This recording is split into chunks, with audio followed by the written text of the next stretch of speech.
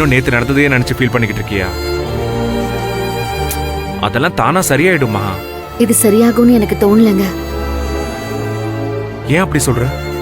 இன்னைக்கு கதிர் ஆபீஸ்க்கு வந்திருந்தான்.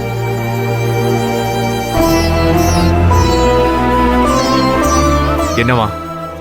நேத்து நடந்த சம்பவத்துக்காக அவன் சாரி கேட்டான். நம்ம குடும்பத்தோட சூழ்நிலை தெரிஞ்சும் நீங்க காதலிச்சதே தப்புன்னு நான் சொன்னேன். ஆனா அவன் அதை ஒத்துக்கவே இல்லை. என் மேல நம்பிக்கை வச்சு என்ன காதலிச்ச பொண்ண ஒரு பிரச்சனைன்னு வந்த உடனே அவளை மறந்துட சொல்றீங்களா? அகிலாவை நான் உயிருக்குயிரா காதலிக்கிறேன், அவளை தான் கல்யாணமும் பண்ணுவேன்னு என்கிட்டயே சொல்றாங்க. அவன் அவ்வளவு பிடிவாதமா சொல்றத பார்த்தா இந்த பிரச்சனை இதோட முடியும்னு எனக்கு தோணலங்க. சரி, 2 பேரும் விரும்பிட்டாங்க, நாம என்ன பண்ண முடியும்? நீங்களும் இப்படி என்கரேஜ் பண்ற மாதிரி பேசிட்டு இருக்காதீங்க. ஆனா அதான நிஜம். கதிர் எப்படியோ, ஆனா அகிலா பக்குவமான பொண்ணு. அவ ஒருத்தனை லவ் பண்றான்னா அது உண்மையான காதலா தான் இருக்கும். அதோட இவ்ளோ பிரச்சனைக்கு அப்புறமும் கதிர் உன்னை தேடி வந்து அகிலாவை உண்மையா காதலிக்கிறேன்னு சொல்றான்னா நிச்சயமா அது சீரியஸான காதலா தான் இருக்கும். ஐயோ கடவுளே, நாம இத வளர விடக்கூடாதுங்க. 2 பேரும் படிச்சுட்டு இருக்காங்க. இது அவங்களோட ஃபியூச்சரை பாதிக்கும். இவங்களால இப்பவே நம்ம 2 குடும்பமும் பிரிஞ்சு போயிடும். இதெல்லாம் இன்னும் எங்க கொண்டு போய் விடுமோன்னு நினைச்சாலே எனக்கு பயமா இருக்கு. மகா, கட்டுப்பாடுகளை நாம போடலாம், ஆனா உண்மையான காதலுங்கிறது அது எல்லாத்தையும் பிரேக் பண்ணிட்டு தான் வழியில போயிட்டே இருக்கும். நீங்களே இப்படி பேசினா நான் என்னதாங்க பண்றது? கதிர் எங்களை பிரிக்க முடியாதுன்னு அவ்வளவு அடமெண்டா பேசுறான். எனக்கு என்ன பண்றதுன்னே தெரியல. சரி, அப்ப நீ அகிலா கிட்ட பேசு, நான் கால் பண்ணி தரேன், இப்பவே பேசு. இன்னைக்கு காலையில அவளே என்னை தேடி வந்தா, சாரி கேட்டா. இனி படிப்புல மட்டும் கவனமா இருப்பேன்னு சொன்னா. ஆனா என்கிட்ட பேசாம இருக்காதக்கான்னு சொல்லி அழுதா. நீ அவகிட்ட பேசுனியா? எப்படிங்க பேச முடியும்? அப்படியெல்லாம் பேசுறியா என்ன? நீ எவ்வளவு பிடிவாதக்காரின்னு எனக்கு தானே தெரியும். சரி, அகிலாவே சொல்லிட்டால, கதிரே அவளை அப்ரோச் பண்ணாலும் அவ ஒதுங்கி போயிடுவா. அப்புறம் எதுக்கு கவலைப்பட்டு இருக்க? மகா, இன்னும் என்ன யோசனை? இல்லங்க, பொண்ணுங்க விலகி போனாலும் பசங்க விட மாட்டாங்க. திரும்ப திரும்ப அப்ரோச் பண்ணுவாங்க. பொண்ணுங்களால எவ்வளவுதான் மனசை கட்டுப்படுத்திக்கிட்டு இருக்க முடியும்?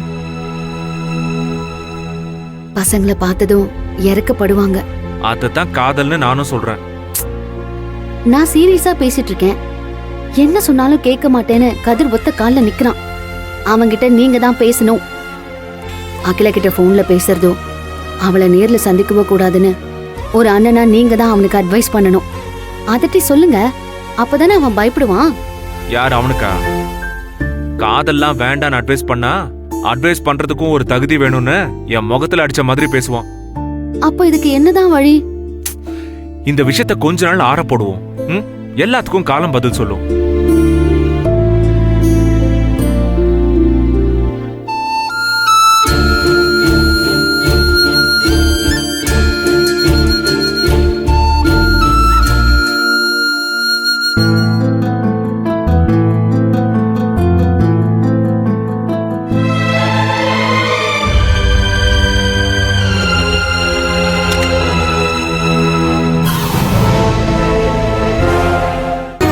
மகா, மதியம் சாப்பிடவே இல்லையா?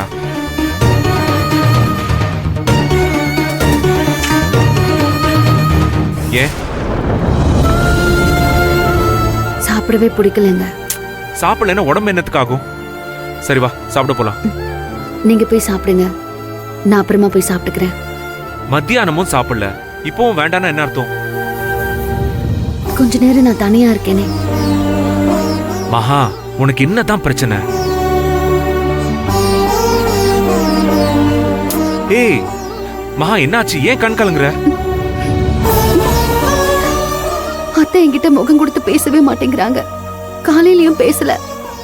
ஆபீஸ் போயிட்டு வரேன், அப்பவும் முகத்தை திருப்பிக்கிட்டாங்க. இப்ப நான் சாப்பிட போனா என்ன ஆகும்? அவங்க எழுந்து உள்ள போயிடுவாங்க. நான் எதுக்கு அங்க வந்து சங்கடத்தை கொடுக்கணும்? எல்லாரும் தூங்க போனதுக்கு அப்புறம் நான் சாப்பிட்டுக்கிறேங்க. ஏய், அம்மாவோட கோவம்லாம் ஒரு கோவமா? இங்க பாரு, நான் ஃப்ரெஷ் ஆயிட்டு வரேன், நம்ம சாப்பிட போலாம். ம்